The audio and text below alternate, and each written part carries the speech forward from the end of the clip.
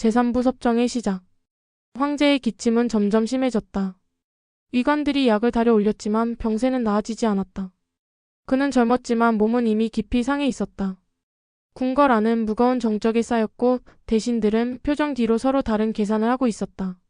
자인은 그 모든 것을 눈으로 보았다.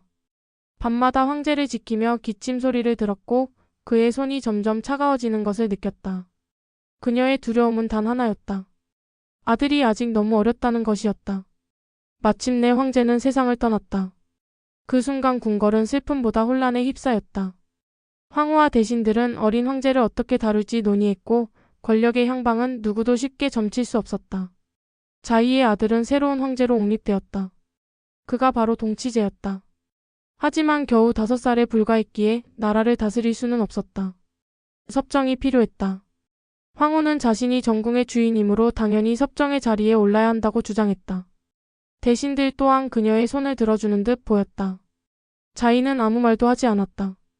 그녀는 겉으로는 그저 슬픔에 잠긴 어머니처럼 보였다.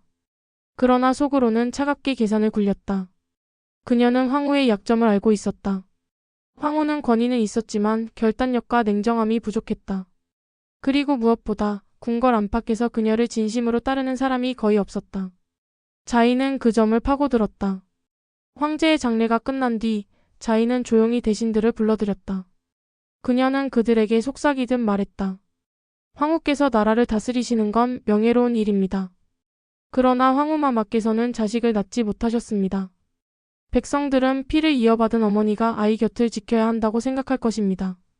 그 말은 단순했지만 깊은 울림을 주었다. 대신들은 서로 눈빛을 주고받았다. 그들은 황후의 권위에 눌려 있었지만 나라를 움직이는 실질적 힘은 황제의 어머니에게 있다고 여겼다. 곧 두 여인은 정면으로 맞섰다. 황후는 섭정의 권리를 주장했고 자이는 부드럽게 그러나 단호하게 거절했다. 폐하께서 어린 나이이십니다. 어머니 된 제가 곁을 지키는 것이 마땅합니다. 그 싸움은 단순한 말의 다툼이 아니었다. 황후 뒤에는 조정의 일부 대신들이 있었고 자이 뒤에도 이미 그녀를 따르는 무리가 있었다. 권력의 저울은 팽팽했지만 자이는 끝내 기회를 잡았다. 그녀는 기민하게 움직였다. 황후가 머뭇거리는 사이 군사와 대신들의 지지를 얻었고 궁궐의 실권을 장악했다. 황후는 여전히 자리에 있었지만 누구도 그녀를 두려워하지 않았다. 사람들은 이제 자이를 서태후라 불렀다. 황제의 어머니이자 나라의 섭정으로서. 서태후는 새로운 권력을 손에 넣었지만 그것은 결코 안정된 자리가 아니었다. 그녀의 아들은 여전히 어렸고 대신들은 틈만 나면 자신들의 뜻을 관철하려 했다. 외부에서는 서양 세력들이 점점 더 깊숙이 청나라의 문을 두드렸다. 모든 것이 불안정한 가운데 그녀는 결심했다. 나는 물러서지 않을 것이다. 내가 지켜야 할 것은 아이와 이 나라다. 그녀의 눈빛은 더 이상 젊은 호궁의 것이 아니었다. 그건 이미 권력을 쥔 자의 눈빛이었고 누구도 쉽게 무너뜨릴 수 없는 단단한 빛이었다. 그날부터 청나라의 역사는 새로운 국면으로 들어섰다. 한 여인이 제국의 운명을 쥐는 시대가 시작된 것이었다. 제4부 절정과 고립. 섭정으로서의 자리에 오른 서태후는 처음엔 조심스러웠다. 젊은 여인이 나라의 운명을 쥐는 것을 곱게 보지 않는 이들이 많았기 때문이다. 그녀는 대신들의 의견을 묵묵히 들었고 표면적으로는 그들의 권위를 존중했다. 하지만 실제로는 모든 보고를 세밀히 확인했고 결정적인 순간엔 단호하게 결정을 내렸다. 사람들은 놀랐다. 그녀가 단순히 황제의 어머니로서 앉아있는 자리가 아니라 진짜로 나라의 정치를 이해하고 있다는 걸 알았기 때문이다. 그녀는 관료들의 부정을 파헤쳤고 무능한 대신들을 물러나게 했다. 그럴 때마다 반발도 거셌지만 결국 그녀의 결단이 옳았다는 사실이 드러나면서 점차 입지를 굳혔다. 동치제가 자라면서 서태후는 잠시 권력을 내려놓는 듯 보였다. 그러나 실상은 달랐다. 황제는 젊었고 혈기가 왕성했지만 정사에는 깊은 뜻이 없었다. 그는 유흥에 빠져들었고 황제로서의 책임보다는 자유를 원했다. 그 모습을 본 서태후는 실망했지만 동시에 마음속 깊은 곳에서 두려움도 커졌다. 나라의 기둥이 되어야 할 아들이 그 자리에 어울리지 않는다는 사실을 인정해야 했기 때문이다. 그런 두려움은 현실이 되었다. 동치제는 병에 걸려 젊은 나이에 세상을 떠났다. 서태후는 아들을 잃은 어머니로서 울부짖었지만 동시에 다시 권력의 중심으로 돌아와야 했다. 그녀는 슬픔에 잠길 틈이 없었다. 황실은 또다시 새로운 황제를 세워야 했고 어린 황제의 곁을 지킬 이는 오직 그녀뿐이었다. 그렇게 해서 광서제가 황위에 올랐다. 또다시 어린 황제가 나라의 상징이 되었고 서태후는 두 번째 섭정으로 자리 잡았다. 사람들은 이제 그녀가 단순히 아들을 지킨 어머니가 아니라 청나라를 실제로 다스리는 존재라고 여겼다. 그 무렵 나라 밖에서는 거대한 파도가 몰려왔다. 서양 열강이 청나라의 문을 두드리고 있었고 군사력과 과학으로 무장한 그들의 요구는 거칠었다. 청나라의 관료들은 당황했고 일부는 서양의 힘을 빌리자고 했으며 일부는 전통을 지키자고 고집했다. 그 속에서 서태후는 늘 어려운 선택을 해야 했다. 때로는 굴욕적인 조약에 도장을 찍어야 했고 때로는 반발하는 신하들을 달래야 했다. 그녀는 마음속에서 수없이 괴로워했지만 겉으로는 흔들리지 않았다. 사람들이 그녀를 비난할 때도 그녀는 고개를 들고 조용히 결정을 내렸다. 그녀의 결정은 항상 모든 이에게 환영받을 수 없었지만 그 순간 나라가 무너지는 것을 막기 위한 길이었다. 그녀의 권력은 절정에 올랐지만 동시에 그녀는 점점 더 고립되었다. 조정의 대신들은 겉으로 복종했지만 속으로는 불만을 품었다. 백성들은 굶주렸고 서양 세력의 침략은 멈추지 않았다. 그녀는 끝없는 음모와 위협 속에서 늘 홀로 서 있어야 했다. 밤이 되면 그녀는 혼자 등잔불 아래 앉아 있었다. 궁궐은 고요했지만 마음은 무겁고 시끄러웠다. 한때 어린 소녀로 황궁에 들어왔던 자신을 떠올리며 그녀는 스스로에게 물었다. 내가 이 길을 원했는가? 아니면 이 길이 나를 끌어왔는가?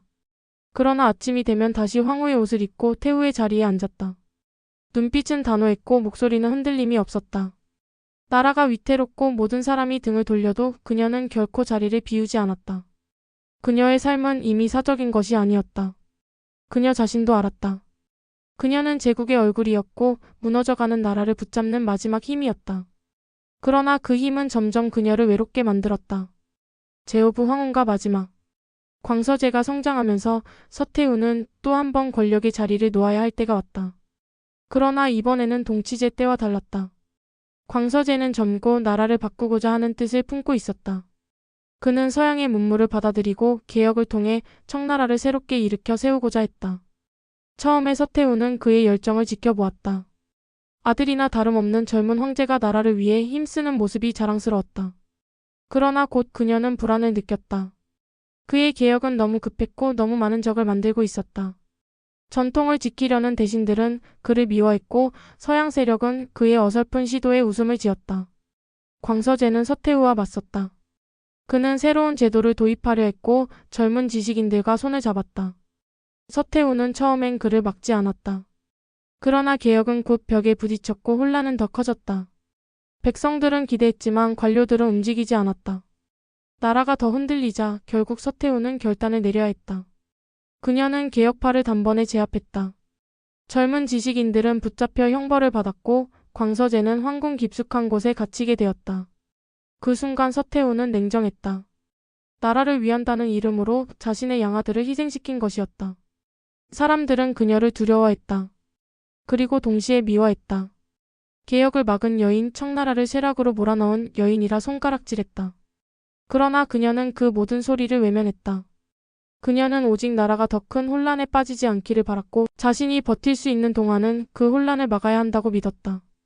세월은 흘렀고 그녀의 몸은 점점 늙어갔다. 궁궐의 거울에 비친 얼굴은 더 이상 빛나지 않았지만 눈빛만큼은 여전히 날카로웠다. 그녀는 말년에 이르러서도 여전히 모든 보고를 받았고 대신들을 불러 꾸짖었으며 작은 일 하나까지 놓치지 않았다. 그러나 마음속 깊은 곳에서는 이미 피로가 쌓여 있었다. 마지막 날들 그녀는 종종 혼잣말을 했다. 내가 지킨 것이 무엇인가? 나라를 살렸는가? 아니면 더 천천히 죽게 만든 것인가?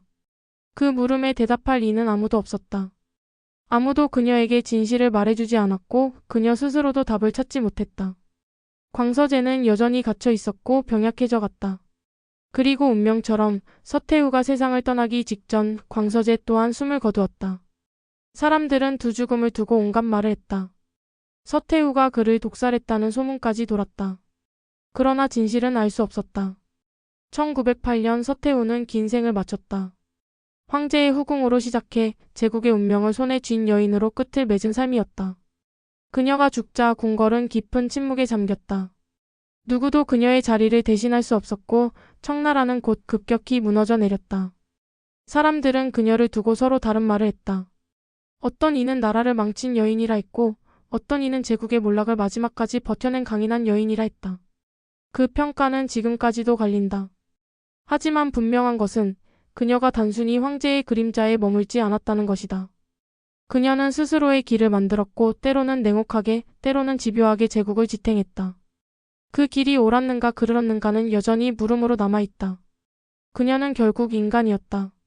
사랑하는 아들을 잃은 어머니였고 권력에 매달린 여인이었으며 동시에 무너져가는 나라를 지키려 했던 통치자였다. 그리고 그 모든 모습이 뒤섞여 서태후라는 거대한 그림자를 만들었다. 그림자는 사라졌지만 제국의 역사에는 그녀의 이름이 뚜렷하게 각인되었다.